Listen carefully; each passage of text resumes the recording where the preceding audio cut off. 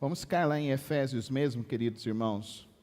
Vamos entender sobre esse propósito maravilhoso do nosso Deus, que é o casamento, que é a família.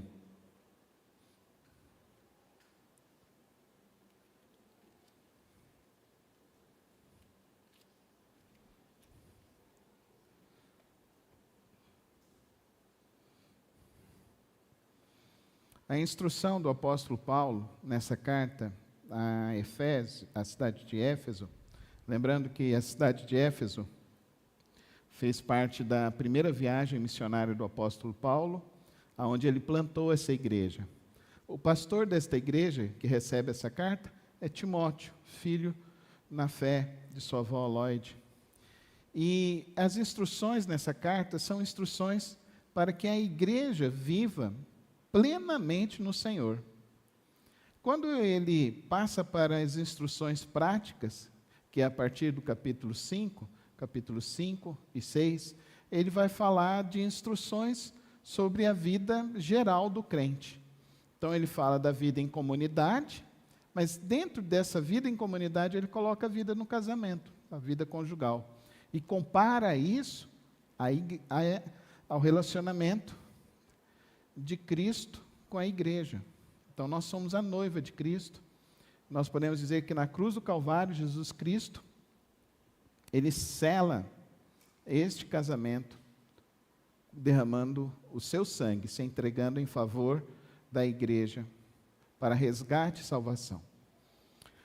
Nossa sociedade tem lutado de todas as maneiras para destruir nossas famílias, tentando então distorcer a visão do que é o casamento. Estão chamando uniões homoafetivas como casamento, e isso não é casamento. Segundo a palavra de Deus, é a união de um homem e uma mulher, aonde eles vão gerar filhos.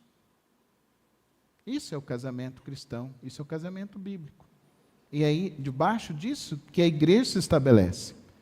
Nós somos então esses que lutam pela família. O apóstolo Paulo afirma isso nos textos que nós lemos, nos versículos que nós lemos. Deixará o homem e unir-se-á à sua mulher, e os dois se tornarão uma só carne. Então, dentro do casamento precisa haver fidelidade, dentro do casamento precisa ter compromisso, responsabilidade. Dentro do casamento precisa haver, acima de tudo, o apóstolo Paulo diz para nós aqui, a primeira questão, obediência à palavra de Deus. Fala comigo. Obediência à palavra de Deus. É a primeira coisa que o apóstolo Paulo fala aqui para nós. Se nós queremos um casamento abençoado, nós precisamos obedecer à palavra de Deus. Aí o que o mundo tem feito hoje em dia? Você está atabalhoado, não é verdade? Sim ou não? Você não tem tempo para ter a sua vida devocional e muito menos para ter o seu culto doméstico. A mesa está esvaziada dentro das nossas casas. A mesa tem deixado de ser lugar sagrado e importante. Você precisa resgatar a mesa na sua casa. Você precisa ter um momento em que, é o momento em que você agradece a Deus o pão de cada dia, como a oração do Pai Nosso nos ensina, mas você exalta o nome de Cristo na sua família. Irmão, resgata o culto doméstico. Essa semana eu e você temos uma grande oportunidade, dia 28, é a celebração do Thanksgiving, Dia de Ação de Graças. Prepara um jantar bonito, usa a melhor louça, prepara o melhor cardápio. Homem, é a hora de você ir para a cozinha, fazer aquele filé ao molho madeira, fazer aquele risoto para sua esposa, risoto com aquele, como é que chama aquele negócio lá, Diogo? Aquele negócio que tem uns cogumelos, como é que chama? Champignon? Não, é aquele outro mais escurinho. Como é que chama? Funge. É funge, é? Faz o filé ao molho madeira, mas faz o risoto de molho funge. Fica gostoso, não fica? Aí, ó, o João concordou. Então você vai fazer para sua esposa, sentar com seus filhos, dia 25. Prepara isso, queridos irmãos. Isso é uma tradição do calendário cristão. 28 de novembro. O mundo está celebrando a morte, o Halloween, mas a igreja vai celebrar a vida, amém, irmãos? E vamos celebrar a vida na família. Uma família abençoada obedece a Deus. Fala comigo, uma família abençoada obedece a Deus. Fala com fé agora, uma família abençoada obedece a Deus. E irmão, a partir dessa semana, priorize o culto doméstico. Eu sei que às vezes não dá para fazer todo dia, mas faça, uma vez por semana. Pastor, eu moro sozinho. Mas você não é sozinho nesse mundo. Você tem uma família. Chama os seus familiares. Senta com eles. Agradece a Deus. Queridos irmãos, nós como crentes precisamos influenciar os nossos entes queridos. Amém, irmãos? Eu quero ver essa semana, no dia 28, as fotinhas nas suas casas lá. Amém, irmãos? Lá no Instagram. E vamos colocar lá um hashtag lá assim, Ação de Graças Comunidade GO, para que a gente mostre a este mundo, irmãos, que nós somos famílias abençoadas por Deus. Amém? E nós obedecemos a Deus. Nós nos unimos para permanecermos unidos. Amém, irmãos? Para obedecer a palavra. A segunda lição que esse texto nos dá é como deve ser o relacionamento. O relacionamento, como deve nutrir o relacionamento dentro do casamento. Então, ele usa para a mulher a palavra respeito. E para o homem, ele usa a palavra amor. Então, o homem tem que amar e a mulher tem que respeitar. Fala comigo. O homem tem que amar e a mulher tem que respeitar. Como que está isso na sua casa? Como que está o respeito? Como que está o amor? Isso é algo que está se perdendo. O feminismo tem entrado de sola dentro dos casamentos. O feminismo tem entrado e tem destruído as famílias. Porque o feminismo é uma ideologia diabólica, que quer dizer para você que a Bíblia, ela é patriarcal. A Bíblia não é isso. Teve até um pregador recente aí falando de Deus Mãe. Nossa, eu fiquei até emocionado, eu até chorei com o tal do Deus Mãe dele lá. Foi meu professor. Eu frequentei aquela igreja. Mas ele está fora. Deus não tem gênero, irmão. Amém? Amém? Deus não tem gênero. Deus criou o gênero homem e o gênero mulher. Deus é acima de tudo quanto é coisa. Tudo quanto é realidade. E Ele merece ser obedecido, respeitado, honrado. Todas as vezes que tentam criar mecanismos para desmerecer a palavra de Deus, desmerecer a figura de Deus, quem se enfraquece é o homem. Quem se destrói é o homem. Quem se destrói é a família. Querido irmão, as recomendações que nós temos na palavra de Deus é que, segundo lá o apóstolo Pedro, é que a mulher ore e que o homem não interrompa as orações da sua esposa. Mais do que exigir direitos e regras, ore pelos seus maridos. Amém, irmãos? Ore, esposas orem pelos seus maridos. Ore para que eles prosperem. Orem para que eles sejam inteligentes, sejam sábios. Orem para que eles sejam fortes, para defender sua vida, defender sua família. Ore por eles. Aí o que acontece? Começa a murmuração, começa a reclamação. E a mulher vai enchendo o coração de quê? De raiva, de rancor. E aí como que vai orar? Com um coração assim? Porque vai deixar de confiar no Deus Todo-Poderoso. E aí o feminismo vai falar, não, mas Deus homem, Deus Pai, que negócio é esse? Não, Deus é acima disso.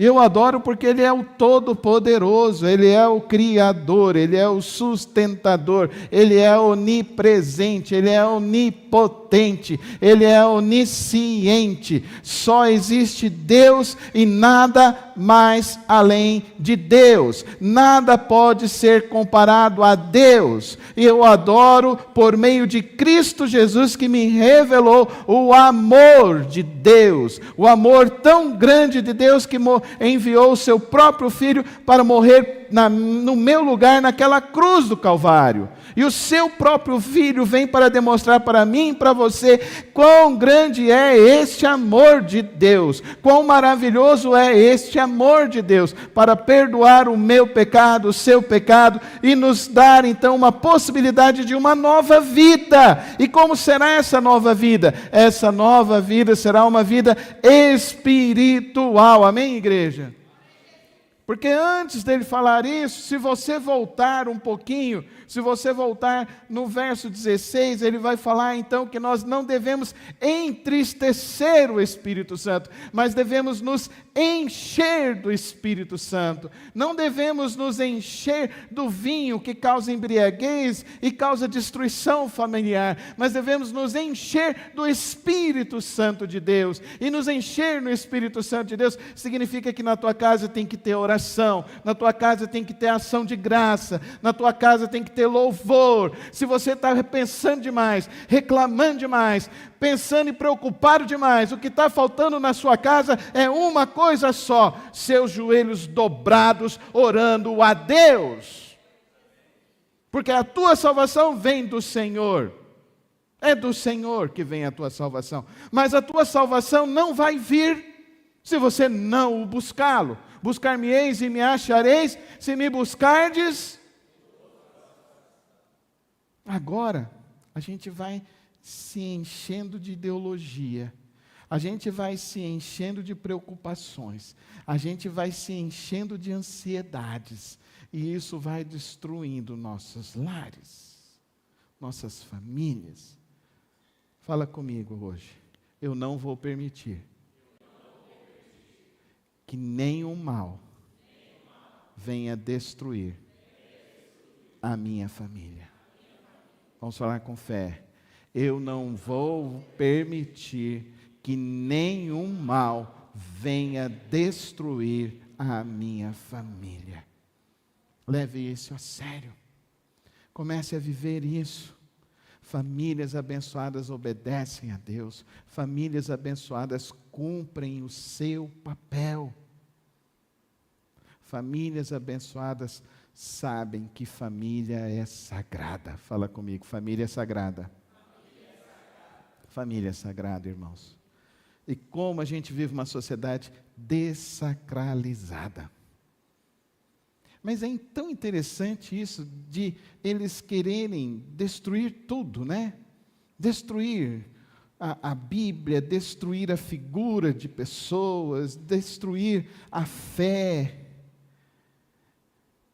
Agora, os liberais falam, não, é tudo igual, você pode adorar na igreja, como pode adorar em casa, né? Depois da pandemia, tem muito que está ainda nesse engodo, né? Ah, eu vou na igreja quando eu quero. Não, irmão, casamento não é assim, não. Casamento, você tem o seu papel, você tem que cumprir, você tem que ser ali, mostrar o seu amor. Não pode ser igual. A irmã veio reclamar, já estava uns 40 anos de casamento. Ah, pastor, ele nunca fala eu me amo. Daí ele virou e falou assim, mas eu falei no dia do casamento. E eu sou um homem de palavra. E o que eu falo é uma vez só. É, irmão. Errado ele não está não, né, Rafael? Mas não vai ficar bom, não. Fala todo dia, fala toda hora. E sabe o que eu descobri depois que eu virei pai? Que a palavra mais poderosa, a palavra que mais transforma o coração das minhas filhas e da minha esposa é quando eu falo para elas que eu as amo. Os dias podem estar terríveis, mas o dia que eu pego elas no colo e falo, eu te amo, mas Jesus te ama como eu não sou capaz de te amar. Quantas vezes você já falou isso para o seu filho, para a sua família, para a sua esposa, para os seus familiares, para os seus irmãos? Tem gente que está brigado com o irmão, tem gente que está desentendido, problemas que vai se arrastando por anos na família, porque não entende que precisa perdoar, que precisa amar, se encher do Espírito Santo. Pastor, eu não dou conta. Se enche do Espírito Santo, irmão, amém? Faz uma semana de oração forte. Vou falar igual os pentecostais falam, né, Lucas? Oração forte, né? Oração forte. Faz uma semana de oração forte. Ora todos os dias. Mas ora mesmo, irmãos. Exercita os teus músculos espirituais. Amém? Quem tem músculos espirituais fortes não se abala no meio das tempestades. Amém, irmãos? Como que a gente faz isso? O exercício espiritual, ler a Bíblia, a musiquinha antiga, né, que a gente aprendeu. Leia a Bíblia e faça a oração. Fala, igreja. Faça a oração, faça a oração. Leia a Bíblia e faça a oração, se quiser crescer. A recomendação é essa. Famílias abençoadas obedecem a Cristo Jesus.